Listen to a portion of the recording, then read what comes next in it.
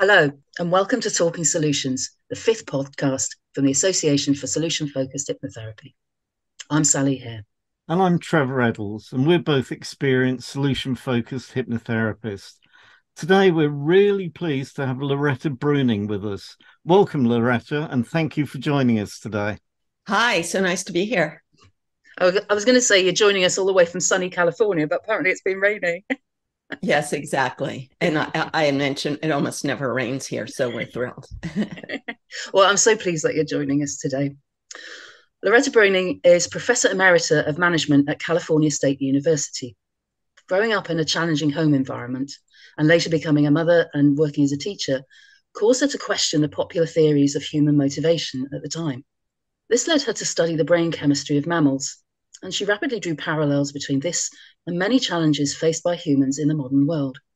Loretta's made it her life's work to share this knowledge of our inner mammal ever since, founding the Inner Mammal Institute, publishing the internationally successful Habits of a Happy Brain and other titles, and tirelessly podcasting, blogging, broadcasting, and lecturing, including presenting a talk for Action for Happiness. She's just published a new course of videos called Rewire Your Dopamine, Oxytocin, and Serotonin to Feel Good Now, which distills her method into super accessible chunks. And I watched it over the weekend and I really enjoyed it. It was fun and it was fascinating. I sort of gobbled it all up in one go, but now I want to go back and do it properly and do all the exercises that you've given in there, because it offers real practical help for positive change, which I really enjoyed. Thank you. Okay, let's start with the questions. And so, Loretta, we'll be including links to your resources with the podcast so people can find out more about our fascinating mammalian brain. But for now, can you tell us a little about the science in a nutshell? Sure. So what I say is not representative of academic neuroscience because I've integrated the findings of many different disciplines, a lot of them older works that are not popular today. But when I explain it, I think you'll see, and everyone can decide for themselves, that it explains so much. So we humans, you could say we have two brains. We have the cortex that's unique to humans, and the mammalian brain, which actually controls the chemicals that make us feel good and bad. So anytime you're doing something an animal could do, that is controlled by your mammal brain. So when you're talking, animals can't talk, so you're using your human brain. But your mammalian brain turns on the chemicals that say, wow, I want more of that, and motivate you to move toward it, or to say, oh, that's bad for me, I want to pull back from it. So that's the core, I call it a navigation system that we humans have. And it's all nonverbal. So how receptive did you find the academic community when you started sharing these new ideas about the human condition? Not at all. But I'm just eternally grateful that I got, when I was 49 years old, they were legally required to send me a letter explaining my retirement benefits. And that letter burned a hole in my pocket. And by 51, I just like, I can't do this anymore. So I'm just very grateful that I had the freedom to use my own logic rather than limit myself to what the gods of a particular discipline had approved. Sounds like that was quite liberating. Yes. And I discovered the new field of evolutionary psychology at that point, which hadn't existed when I was in college. So I'm basically combining evolutionary psychology with cognitive psychology and neuroscience and anthropology and biology and animal science. And making it very user-friendly as well. Thank you. Yes, I enjoy that. The reason I do that is, if you can imagine, I would teach classes of 100 and more people at night to people with limited English. So it was a huge communication challenge. And I think that's how I got in the habit of tap dancing all the time.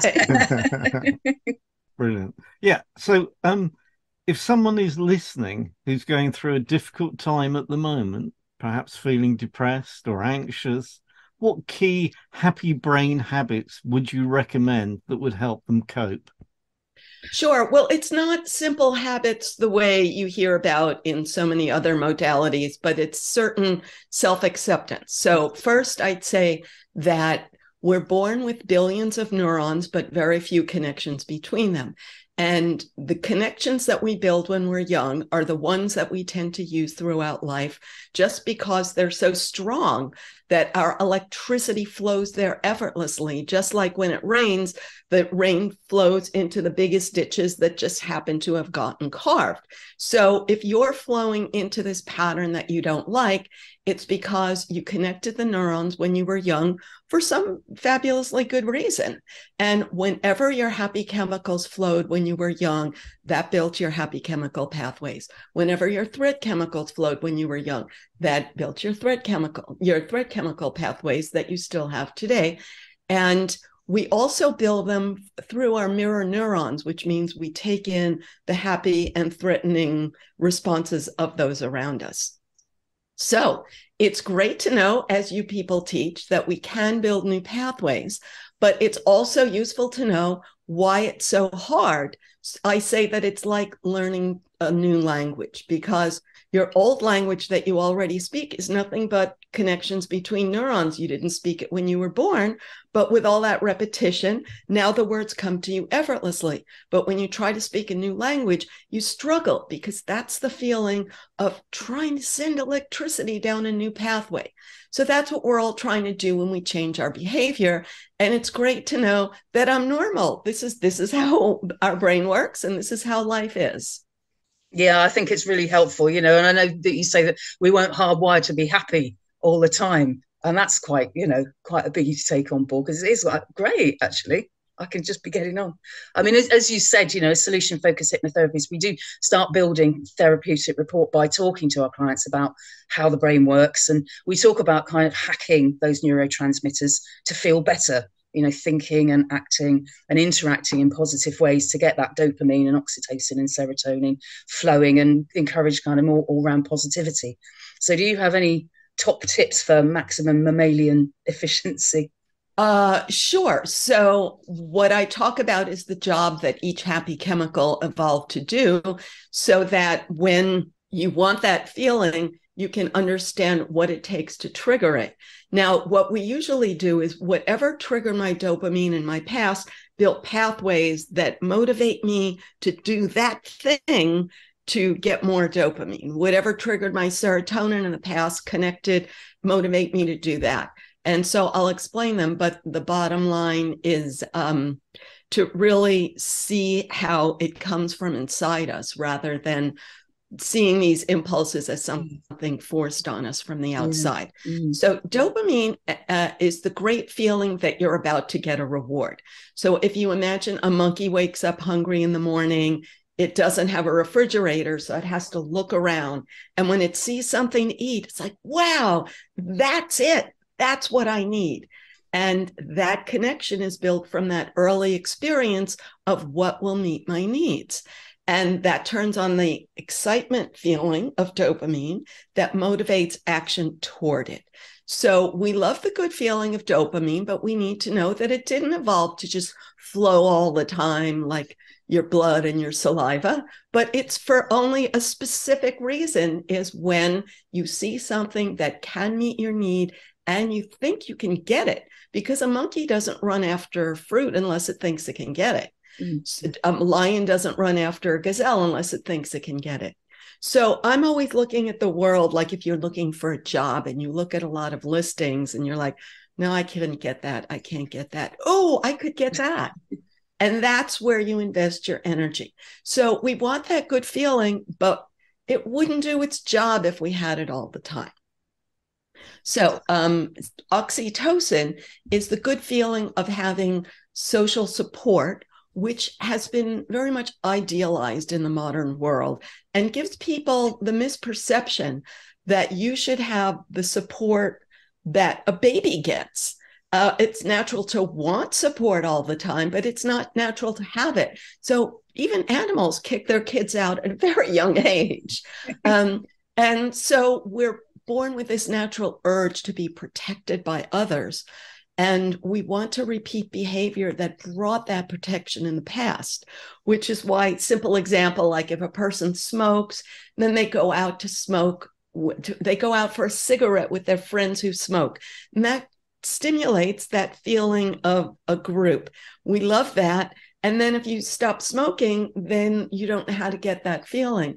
But there's really nothing wrong with the world. There's thousands of other ways to get it. It's just that we all run on the pathways we have. And finally, serotonin is the good feeling of being important. And no one wants to acknowledge that they want to feel important or that they like feeling important. But from David Attenborough, who first turned me on to this, we know so well, and he was so honest in his earlier work about the conflict among mammals, and it was studied for a whole century that animals are quite competitive, and humans are too. And when you see that you're in the position of strength, your inner mammal says, oh, you can get the banana this time. Because if you're never in the position of strength, you never get the banana and you starve to death. So your inner mammal is always looking for that opportunity to be in the one-up position. And then it turns on the serotonin and you feel like, I got it going on. I'm the man. And it's natural that everyone wants that feeling, but that we cannot have it every minute because you cannot be the big monkey every minute.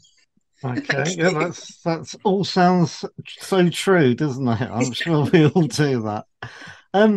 I've seen the transcripts of your new video series, Rewire Your Dopamine, Oxytocin, and Serotonin to Feel Good Now, and thought they were great. Warm, funny, and illustrate our mammalian selves very accessibly. Can you tell me more about them? First, I did want to make them entertaining because I know how uncomfortable it sort of is to face your old circuits and to accept that your happy chemicals have a job rather than just being given to you, and that you are the manager of your brain rather than blaming society for your ups and downs. So I did work hard to make it funny. I do have a free video series on YouTube that people have seen that's funny. So this one is also funny, hopefully even funnier, but also very focused on specific exercises.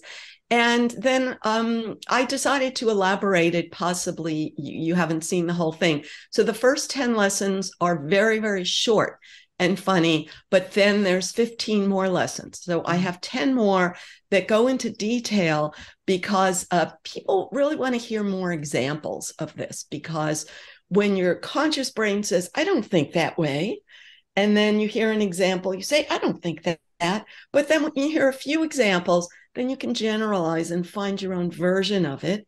And that's when you know that it's just a circuit built from your past experience. And you can build an exit ramp on that highway and pave a new highway with repetition. So that's the idea of the middle part. And then the final part is called Tough Topics: Love, Money, Addiction, Politics, and Parenting. So I'm finally talking directly about the topics that everybody asks me about. And I think that's great, really getting, because I love the way you use the props to sort of like really get our imaginations going and then sort of gradually take us into those sort of like knottier questions that we might like to ask. Yeah. Thank you. Yes, tell us what it takes to make new pathways. Yeah. So what it takes to make new pathways is the main thing in adulthood is repetition. And repetition is unfun. People don't want to do it because if it doesn't feel good at first, you think, why should I repeat this if it doesn't feel good? Like with a foreign language, we know that you have to repeat something a lot to build the new pathway. But when you learn your native language, you're not aware of having had to work at it. So it's important to know why our old pathways got there without effort, because that helps us to be more willing to put in the effort for the new pathways. So when we're young, we have a lot of a substance called myelin, which insulates neurons like we have insulation on a wire that makes the wire send electricity much faster, like 100 times faster. So that's why everybody defaults so easily to their old habit, because whatever pathways you myelinated when you're young is like, that you just go there before you realize that you made a choice. And that's why it takes so much repetition to build that exit ramp and to do something else. So this is why I've studied animal training methods, because with animal training, how do they get the animal to repeat the new behavior? Is they give it a reward, and the reward, the animal gets excited, and that releases the chemicals that pave the pathway that makes us want to do it. And most people in the modern world have been told that rewards are bad, that you should not reward a behavior. And so we tend not to use this animal training method on ourselves, but it's very effective if you watch animal training videos.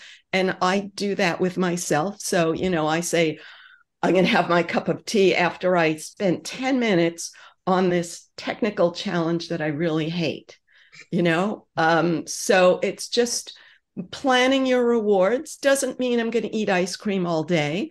But if I am going to eat an ice cream, I'm going to work on that difficult challenge before it. Loretta, I was really interested about what you say about threat chemicals. Can you tell us a bit more about that, please? If I have we all know this feeling like if you have to fill in some form online and you try to do it and it fails and you get so upset. And then you think, I'll come back to it later, but you never go back to it because the bad feeling turns on every time you think about it. Because the first time you had the bad feeling, neurons connect when you have a bad feeling. Your cortisol is a real physical pathway. So you think, oh, that's going to feel bad, and you don't do it. So if you know that it's just a chemical and that you created the chemical from that early experience, then you can look for the pattern. Why did I have such a big reaction to that technical challenge? Well, maybe it was something in my past that I failed at, or maybe it was because I was giving myself life and death feelings about the goal that I needed to achieve. And our mammal brain is always creating life or death feelings because that's how animals have always survived. That's how our own ancestors survived. We've inherited our brains from people who survived by making a big deal out of everything. So once we know that we're doing that, then we could divide that challenge into small chunks and give ourselves a reward after. And then once you experience the success of having managed your brain, then you love that. You want to do that. It's a skill, and then the new pathway builds. Thank you. I like the way when you did in the course when you were saying about giving rewards for the wrong sort of reason, for not doing things, and how to use rewards proactively instead of like reinforcing what we might be wanting to get away from unwittingly. Thank you. Yes, exactly. So many people use rewards for the wrong reasons, such as, I failed at this technical challenge, so I'll go have my cup of tea or my glass of wine. So you reward yourself for failing rather than for trying, not succeed, but just try, turn on a timer. I'm going to try for 10 minutes and then have my reward. If that's too hard, 5 minutes, 1 minute, but just only give the reward for something positive. And that is, of course, the lesson of my parenting module, which I'm not saying I knew this when I was a parent, but I was so glad to learn this, even though I learned it too late for my kids. Yeah, I had a few. It was one of those things that you listen and when you hear it put that way, you think, of course. But in a way, you need to have it put to you if you sort of see the line. Oh, yeah, that is what I do. I do have a cup of tea when I haven't done the thing. Or wine, or a pint of ice cream, or whatever is the person's I use tea thing. Yeah. I will give you a discount code for your readers, the half off discount code. It's the half price discount code. I'll send it to you, and you can offer it to your readers for half price. Oh, that's fantastic. Thank you very much. That's very kind. I'm sure they'll take advantage of that. Well, I think that's about it for this podcast. So thank you so much for joining us. It's been really enlightening. And as I say, all the links will be up when we put the podcast out. So you can find the discount. So that's great. Thank you. So next time, we're looking forward to talking to Dr. Chris Irons of Balanced Minds. Okay, so it's goodbye from our guest, Loretta Breuning. Bye-bye. And for Thanks so much for having me. It's lovely to have you. Yeah, you're welcome. And for me, Sally, yeah. And it's goodbye from me, Trevor Eddles. See you next time. Bye. Bye.